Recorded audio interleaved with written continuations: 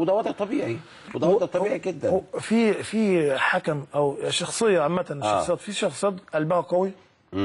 حتى لو هو مثلا بيشجع نادي معين في ما هو قبل الحكم ما يجي حاكم بني ادم، كان بني ادم بيشجع، عارف بيحب نادي معين، تمام، ما بيحبش نادي تاني. بس في حكم جواه قوي، قلبه قوي، ان هو انا دلوقتي ده شغلي، ما بيفرقش معايا لون الفانيلا مين. فبياخد قرارات صح، او زئير الجمهور. فبياخد قرارات صح. وفي حكم جواه ضعيف، قلبه ضعيف، شخصيه ممكن جواه مش قويه، فبيبتدي يفتكر، يرجع للعقل الباطني بتاعه، يقول لك لا انا مش عايز مشاكل، انا عايز الجمهور على الاقل يطلع، النادي اللي انا بحكم له دوت جماهيرته عاليه، اخليه ابقى ماشي معاهم، بحيث ان الاعلام، ضغط الاعلام مش هيبقى عليا شديد لو ظلمت الفرقه الثانيه سنه. مع الفضائيات بقى دلوقتي ومع التحليل دي حاجه بيتهرسوا. دي حاجه يا كابتن جواه وانا ما بعممش، انما اعتقد ان معظم الحكام بيحاول ان هو كل واحد مش عايز يغلط عشان ما يتمسكش في نهايه الاسبوع، يبقى يتعلم بقى عليه ويتقطع فيه كتير بالظبط كده. وفي ان في واحد خلاص لما يبقى قابل الموقف ويبقى موجود في الملعب وبيشوف الموقف في الملعب في مشكله معينه او قرار في الملعب، فبياخده بناء على الحته الفطريه اللي عنده بقى، ان انا خلاص انا اخلص نفسي واصفر، بحيث ان انا على الاقل الكم الكبير هيبقى معايا. اوكي. فبيجي ممكن يضغط على النادي الثاني، على النادي الثاني، انما دي موجوده كابتن. طيب عايز اوريك لقطه كده فاني قبل ما نكمل. لاعب ريال سوسيداد اسمه جريثمان عمل لقطه لذيذه جدا. يبقى انا عندي برضو خبر تاني، مورينيو طبعا القائد العظيم لفريق ريال مدريد، اخر مباراه له كان بيلعب قدام فرقه اسمها هيروكليس، وبعد المباراه تريزيجيه ايوه برافو عليك. وبعد المباراه لقوا على المقعد بتاعه ورقه مكتوب عليها رقم غريب جدا، واخد بالك؟ فبداوا يشوفوا الرقم ده ايه. هنشوف الاول على الشاشه. ادي هو كان ماسك الورقه الاول في بقه، واخد بالك؟ وبعد ما مسكها في بقه، هو اللقطه دي لقطوها له وهو قاعد على الدكه بيقود طبعا فرقته ريال مدريد. وبعد وعلى فكره استطاع ان يحول تاخره بهدف لفوز بثلاثه، يعني كسب 3-1. اللي لفت نظر الاعلام الاسباني اللقطه اللي قدامنا دي معادله حسابيه بسيطه جدا جدا، مكتوب في الورق اللي معاه 38 زائد 13 زائد 6 يساوي 57.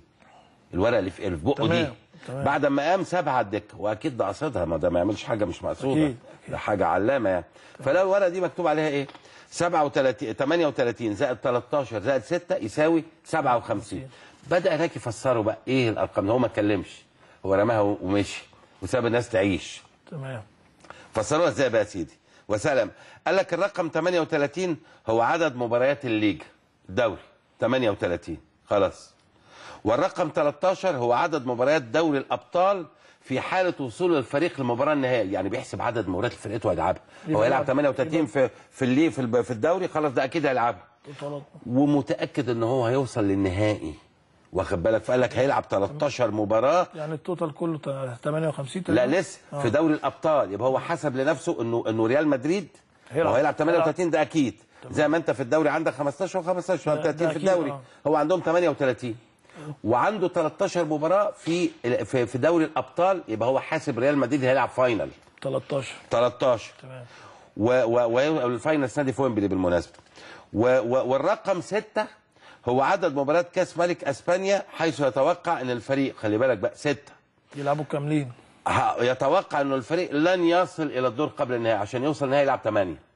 هو كاتب 6، يعني هو مقدر لريال مدريد ان هو هيخرج مش هيوصل الدور قبل النهائي، يعني دور الثمانيه. تمام. ده لو مشيت التفسيرات كده 38 مظبوط، 38 مباراه في الليج. هو ممكن يحاول الكابتن بقى في الكاس الملك تقريبا، ممكن وممكن يقول لك لا خلاص العب بفرقه ثانيه بالفريق الثاني او الناشئين واوصل للمرحله دي ويخسر عشان ينفذ. هو توقع، لا طبعا ما يهمش ينفذ، هو هيكسب ذهب. هو توقعه، هو عامل حساباته على اساس هو شايف اللعيبه اللي عندهم امكانياتهم اللي يقدر يفوز بايه. ممكن دي حاجه، يعني حاجه ما فيش حد بيتوقع ان تحصل حاجه، طبعا كل حاجه في ايد ربنا طبيعي، بس هو بيحسبها، بيشوف انا عندي المقاومات بتاعتي قد ايه بالظبط. فدي طبعا دي عبقريه، دي دماغه شغاله وراجل، عشان كده يعتبر احسن مدرب في العالم. هو في غيره؟ ده هو نمبر 1 في العالم كله. هو جوارديولا طبعا عشان النجاح اللي عمله مع برشلونه. اوكي بس مورينيو عبقري، وبعدين في حسام برضه، حسام حسن وحسام حسن الثالث بتاعهم على طول. طيب وليه لا، وليه لا؟ ما هو ده بيبقى، شوف ده اللعيبه اللي معاه شكلها ايه، ما هو ده كمان معاه نجوم العالم. ان شاء الله. نخش على الاهرام يا كابتن، ناخد كده من قدامك الجمهوريه. اتفضل. اهرام. الاهلي يهاجم انبي بالثنائي جده وفرانس. الجهاز الفني اطمن على ابو تريكه وعاشور وبركات وشوقي يلفت الانظار. محمد شوقي. شايف انت محمد شوقي يعني لا تتحرج من الحوار على الاهلي، انت النهارده بتتكلم اخبار. محمد شوقي جاب مستواه؟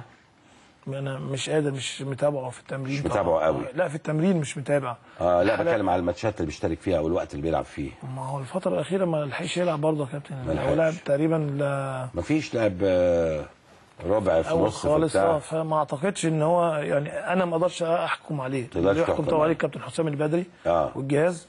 هم اللي شايفين ممكن يقدر يبقى، وخصوصا ممكن بعد الفتره اللي فاتت والظروف الماتشات او بطوله افريقيا، ممكن شوقي يكون قرص على نفسه عشان يلعب، لان هو كان لا يعني في التمرين عايز يبقى ليه مكان. فممكن يكون عنده اصرار، والاصرار لما كل لعيب عنده اصرار ان يتواجد فممكن يجتهد في التمرين ويظهر بصوره كويسه، ودي مش وليه لا يا كابتن. طيب على شاكله ان الاهلي عنده زحمه في وسط الملعب، انتوا كمان عندكم زحمه في وسط الملعب. تمام. هل دي بتسبب مشكله للمدير الفني ولا دي المشكله اللذيذه؟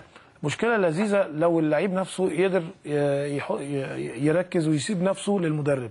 بتبقى صعبة طبعا، مش لذيذة لو اللعيب ابتدى يفكر يقول انا احسن من ده، انا المفروض ان انا العب، اشمعنى ده؟ دي تبقى مشكلة، وخصوصا الموضوع ده بيحصل في مصر بس مع اللعيب المصري، انما اللعيب في اوروبا وبعض الدول الخليج برضو كل واحد خلاص عارف هو حجمه ايه. انا مدرب عايزني النهارده انزل، مش عايزني ببقى قاعد مستني فرصتي. فدي مشكله يبقى في اكتر من واحد في مركز واحد. عشان كده انا شايف ان انا برضو بنسمع ان في الواحد اللي عايز يمشي، زي ما خلينا عندنا احنا مثلا لو ما لعبش ماتش ولسه ما بداش، مثلا زي المرغني. المرغني لسه عنده 20 سنه 21 سنه، مستعجل. قلنا لعيب كويس ومن ناشئين كويسه في نادي الزمالك، قعدنا معاه اصبر، اشتغل كويس، اجتهد، في ناس قدامك، انت لو تبقى احسن من دوت هتلعب، بس بلاش كل شويه عايز تمشي. واصر ان هو يطلع اعاره. فهو فهي دي مشكله، ان اللعيب اول ما بيحس انه مش هيلعب، طب عايز امشي، طب بيعوني، طب مش عارف ايه. فدي مشكله صعبه جدا، وهتفضل موجوده. دي صداع بقى، هتفضل في اللعيب المصري يا كابتن. هتفضل في اللعيب المصري ما عندوش قناعه اطلاقا خالص، ولا عنده استعداد انه يصبر ولا يستنى ولا وشايف ان هو افضل واحد باستمرار. وخصوصا ان اللعيب دلوقتي العدد اللعيبه الموجوده المقيدين في القائمه الاساسيه 25، وفي مثلا بتاع حسب الظروف كل نادي المدير الفني طلع كام ناشئ. لازم عندنا مثلا في اكتر من حوالي 7 ناشئين موجودين. فانت بتتكلم في حوالي 30 لعيب مثلا او 32 لعيب، فلازم تنزل، لازم تختار 18 ولازم تختار من بعد كده 11. يعني انتوا جبتوا مثلا محمد يونس على ذكر الكلام. تمام. وجبتوا وجيه عبد العظيم. تمام. لغايه دلوقتي ما شفناهمش. لا نزل وجيه نزل شويه، نزل وجيه. بس هي المشكله ان انت يا كابتن عندك زحمه كبيره، في زحمه معذور. يعني الاثنين لعيبه كويسين. طبعا. بس مين اللي بيلعب؟ ما في مثلا ورا في بيلعب فتح الله، وفي الصفتي، وفي هاني سعيد. فانت بتحاول، هيجي فرصه يونس هياخدها اكيد. وجيه موجود ولعب ونزل. بس في حاجه شايف الحته بتاعت مليان، انما اكيد هيبقى ليه فرصته، واكيد هيبقى ان شاء الله يكسب ويصبر. وهي كوره كده. وفي الاخر خالص في بعض اللعيبه لما بتلاقي الفرصه خلاص نهايه الموسم ان ممكن هتبقى فرصته صعبه، بالتنسيق باحترام بهدوء، ان ممكن يقول لك لا انا عايز ابقى في حته ثانيه. فخلاص، بس ما تمشيش بلوي دراع ولا تمشي متزعل منك حد، عشان بالزبط. تبقى تسيب اثر حلو. وانت نفسك لو عندك لعيب انت شايف ان فرصه اشتراكه هيبقى رقم 3 او رقم 4، ممكن تعيره. بتساعده وتعيره ويرجع لك مره ثانيه بعد سنه على الاقل يلعب زي المرغني بالظبط كده.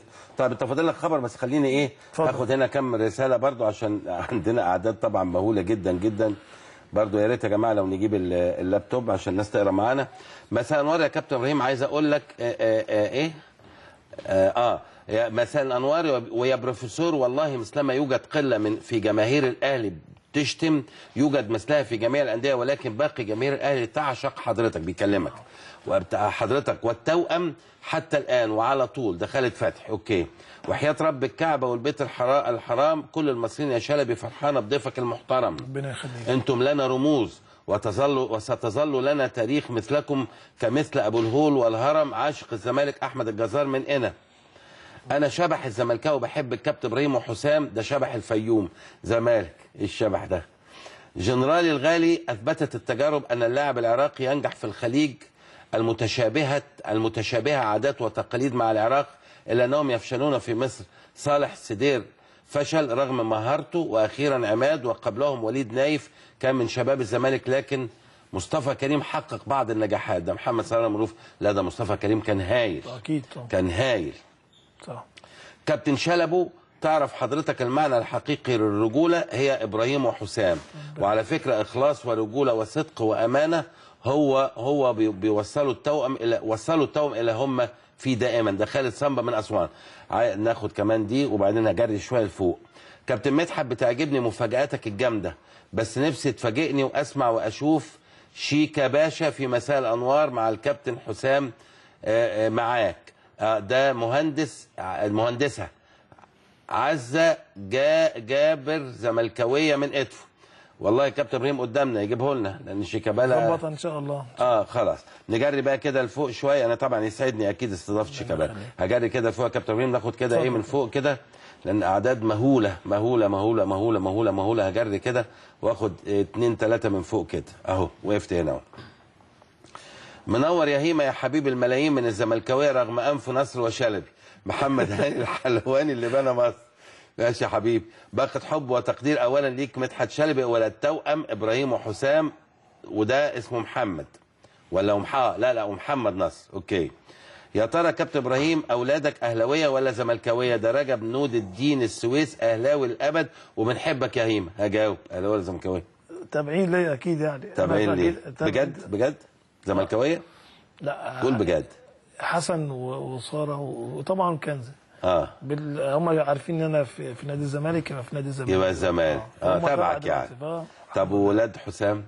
برضه نفس الشيء. نفس الشيء. ما ينفعش ان حد يطلع عكسي. هاخد كمان رسالتين هنا يا جماعه اهو. منور يا هيما يا حبيب الملايين من الزملكاويه. ده خلاص قلناه. اخيرا مساء الانوار، نور بهيما الزملكاوي يا حبيب الملايين من الزملكاويه محمد هادي الحلواني اللي كل دول بعت لك انت. طب نجري كده لفوق شويه، ناخد كمان رسالتين من هنا كده مثلا. شلبوكه، قول للكابتن مختار يخلي باله من عبد الله سعيد. مين الكابتن مختار؟ عبد الله سعيد. مختار دي حاجه خاصه بالمصري، ما بيجيبش جوان الا في المصري. بتاع الاسماعيلي عبد الله السعيد. بتاع الاسماعيلي طبعا.